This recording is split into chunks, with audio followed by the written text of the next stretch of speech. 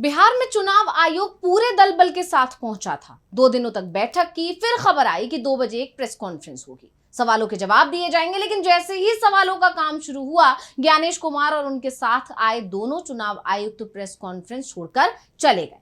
विपक्ष ने जो सवाल उठाए थे उनके जवाब भी चुनाव आयुक्त ने नहीं दिए। बस एसआईआर में क्या क्या किया ये बताया। ये भी बताया कि 22 नवंबर से पहले चुनाव करा लेंगे। वैसे अब सभी की नजरें दिल्ली में होने वाली चुनाव आयोग की प्रेस कॉन्फ्रेंस पर टिकी हुई है, क्योंकि जिन सवालों का जवाब पटना में चुनाव आयोग ने नहीं दिया, वो सवाल दिल्ली में भी पूछे जाएंगे। ऐसे में चुनाव आयोग पटना से तो बिना जवाब दिए चला आया, लेकिन दिल्ली से कहां जाएगा? तो आज हम अपनी स्पेशल रिपोर्ट में चुनाव को लेकर उठते सवाल और चुनाव आयोग की चुप्पी पर ही करने जा रहे हैं बात। नमस्कार, मैं हूं अंशिता। चुनाव आयोग की टीम बिहार से लौट चुकी है। बिहार में 2 दिन तक लगातार बैठकें की। सियासी दलों की तरफ से चुनाव आयोग के साथ हुई बैठक में वोटर लिस्ट से लेकर वोटिंग के पैटर्न तक पर सवाल किए गए थे।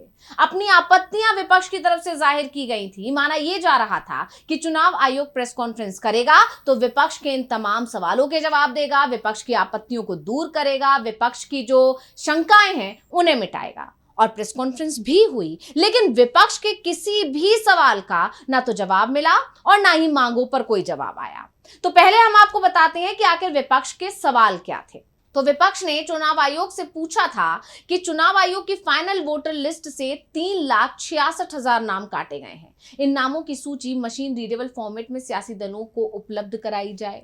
इसके अलावा फॉर्म 17C को डिजिटल फॉर्मेट में विधानसभा चुनाव लड़ने वाले उम्मीदवार को दिया जाए, जिससे सीट पर कितनी वोटिंग हुई इसे लेकर पूरी पारदर्शिता दिखाई दे। लेकिन जब प्रेस कॉन्फ्रेंस हुई तो चुनाव आयोग की तरफ से इस पर कोई भी जवाब नहीं दिया गया कि आखिर विपक्ष ने जो मांग की है, जो आपत्ति जाहिर की है, या जो वोटरों के नाम काटे गए हैं उस पर जो सवाल पूछे हैं, इस पर चुनाव आयोग ने क्या विचार किया है, क्या वो क्या करने वाला है, क्या इसमें कोई बदलाव किया जाएगा, वगैरह वगैरह। इसको लेकर कोई भी जवाब नहीं दिया गया। जबकि चुनाव आयोग की तरफ से यह जरूर कहा जा रहा है कि चुनाव निष्पक्ष होंगे। लेकिन जिस तरह से चुनाव आयोग का प्रेस कॉन्फ्रेंस के दौरान रवैया देखने को मिला, उसके बाद से विपक्ष ये तय मानकर चल रहा है कि चुनाव किसी भी तौर पर निष्पक्ष नहीं होने जा रहे हैं। हालांकि इससे पहले ही तेजस्वी यादव ने यह बात कह दी थी कि चुनाव निष्पक्ष होना चाहिए। क्या कुछ बोले थे तेजस्वी यादव, एक बार सुन लेते हैं। हमारे दल के प्रतिनिधि लोग गए थे, अपनी बात को रखा है उन्होंने, और उम्मीद करते हैं कि इस बार बिहार का चुनाव जो है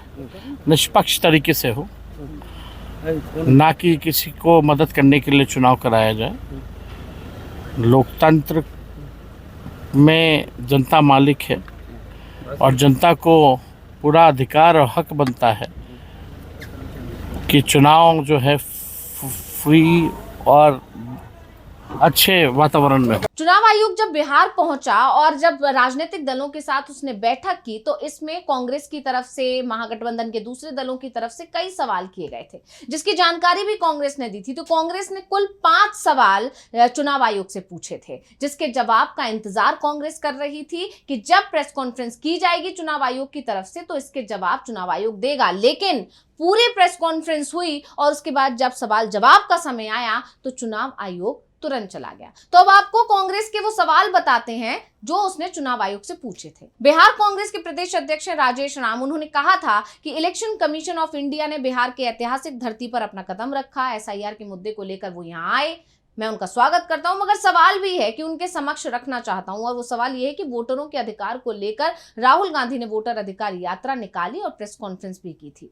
इलेक्शन कमीशन से ये 5 सवाल है, जिसमें पहला सवाल ये है कि 30 तारीख को जो सूची जारी की गई उसको लेकर कांग्रेस ये मांग करती है कि पलायन किए गए लोगों के कितने नाम काटे गए, इसकी सूची जारी की जाए। और दूसरा सवाल ये है कि नए नाम जोड़ने के लिए फॉर्म 6 के माध्यम से 21,53,000 नाम नए जोड़ दिए गए हैं, उसकी सूची दी जाए। उसके साथ ही उनके उम्र की भी जानकारी होनी चाहिए, क्योंकि फॉर्म 6 में नए वोटरों के नाम होते हैं, मगर ऐसे कई मामले देखने को मिले हैं जिसमें 70 से 75 वर्ष के लोगों के नाम जोड़े जाते हैं। इसके अलावा तीसरा सवाल ये था कि आखिर महिलाओं के कितने नाम काटे गए हैं और कितने जोड़े गए हैं, क्योंकि जो नई सूची आई है उसमें महिलाओं के नामों को लेकर एक बड़ा सवाल खड़ा हुआ है और उनके कटने और जुड़ने का कारण अब विपक्ष की तरफ से पूछा जा रहा है, इसकी भी जानकारी दी जाए। और चौथा सवाल यह था कि जिनकी जान जा चुकी है उनकी सूची भी नाम के साथ दी जाए।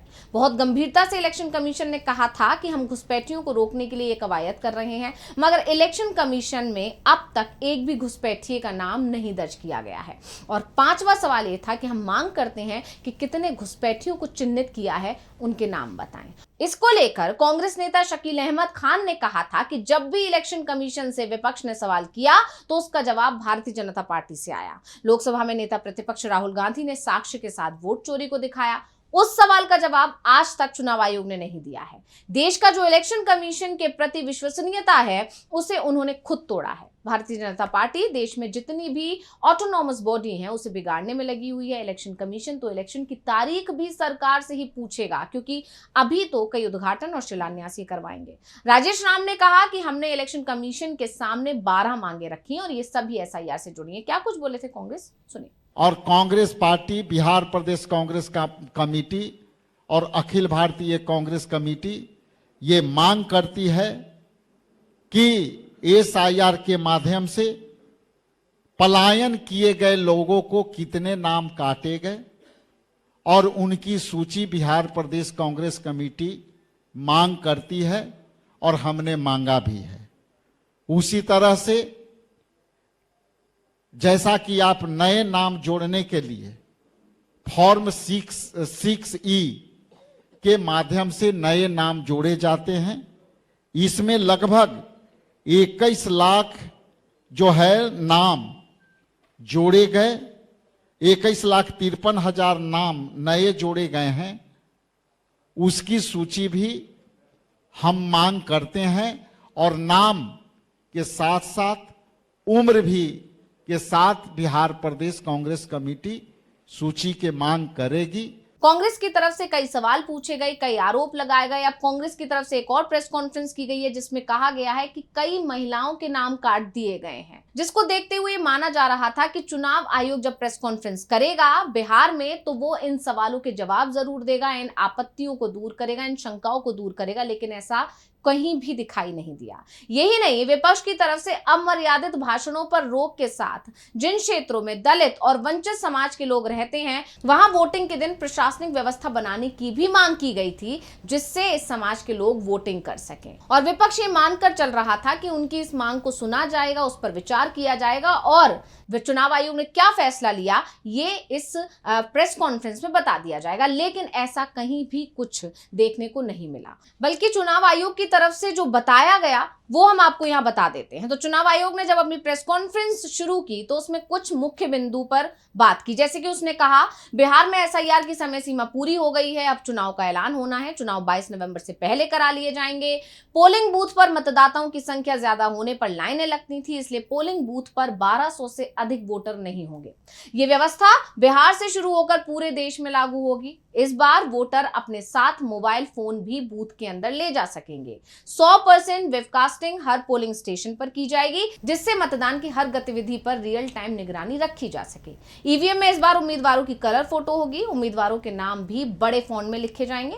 पोस्टल बैलेट की गिनती ईवीएम के 2 राउंड के पहले करनी होगी। चुनाव खत्म होने के बाद कितने लोगों ने वोट डाला इसकी भी जानकारी आसानी से मिलेगी। मतदाताओं को 15 दिन के अंदर नया वोटर आईडी कार्ड दिया जाएगा। आधार कार्ड नागरिक का प्रूफ नहीं है, पहचान पत्र के रूप में उसे स्वीकार किया जाएगा। यानी चुनाव आयोग ने प्रेस कॉन्फ्रेंस में किसी भी उस सवाल का जवाब नहीं दिया जो विपक्ष की तरफ से पूछे गए थे, और ना ही विपक्ष की मांगों पर कोई जवाब दिया जो कि विपक्ष की तरफ से की गई थी। पूरी जानकारी दी, पूरे दिशा निर्देश बताए चुनाव आयोग ने, लेकिन कहीं भी ये नहीं बताया कि दलितों को लेकर जो मांग विपक्ष की तरफ से की गई है क्या उसे पूरा किया जाएगा, या आपत्तिजनक या अभद्र भाषा का इस्तेमाल करते हुए या आपत्तिजनक जो भाषण नेताओं की तरफ से दिए जाते हैं क्या उस पर कोई रोक लगाई जाएगी। ये सारे सवाल जो विपक्ष के जहन में उठे हुए थे या विपक्ष की जो आपत्तियां थी उनको लेकर सभी की नजरें चुनाव आयोग की इस प्रेस कॉन्फ्रेंस पर टिकी हुई थी, लेकिन इस प्रेस कॉन्फ्रेंस से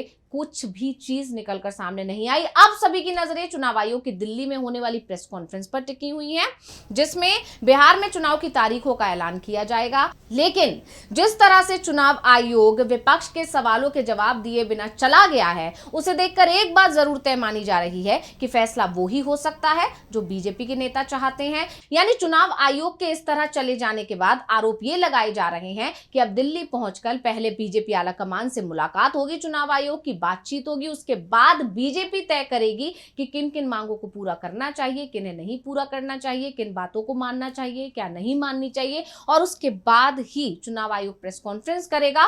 और उस प्रेस कॉन्फ्रेंस में तारीखों का ऐलान तो होगा ही, लेकिन विपक्ष के कितने सवालों के जवाब दिए जाएंगे या नहीं दिए जाएंगे ये भी साफ हो जाएगा। तो स्पेशल रिपोर्ट आपको कैसी लगी हमें कमेंट करके अपनी राय जरूर दीजिएगा। इसी के साथ मुझे दीजिए इजाजत। देखते रहिए डीवी लाइव। नमस्कार।